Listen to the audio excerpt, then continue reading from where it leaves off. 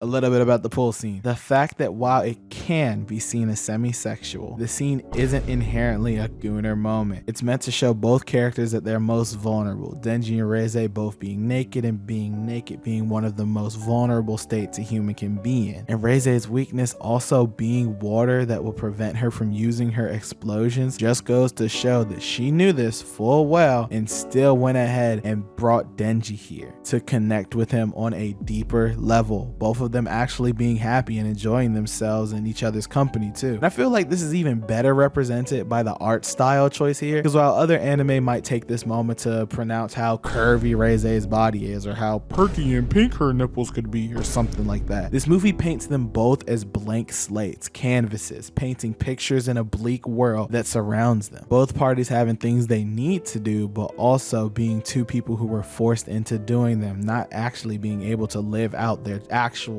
childhoods, despite both of them being children. This scene is just so intimate without having to be overtly sexual. And while yes, I know Reze says later on that this was all part of her plan to kill Denji, if you look a little closer, she questions why she didn't do it when they first met in the phone booth in the first place. And this goes into my next point, the spider and butterfly imagery. While upon first watch, you might think this is blatant imagery that Denji is the butterfly and Reze is the spider and she trapped him, blah, blah, blah. But if you look a little bit harder, like put your reading glasses on, it's more of a double metaphor here. The pool being her weakness, her willingly going there with him, and the web also being able to be seen as a web of love with both of them in it. Not to mention that this butterfly is also a monarch butterfly, which is poisonous. So in a way, Reze went for Denji and got poisoned along the way when she actually fell for him or got entangled with him, which comes full circle with a scene later on in the movie. But you can also just look at this scene as Reze as the butterfly, her coming into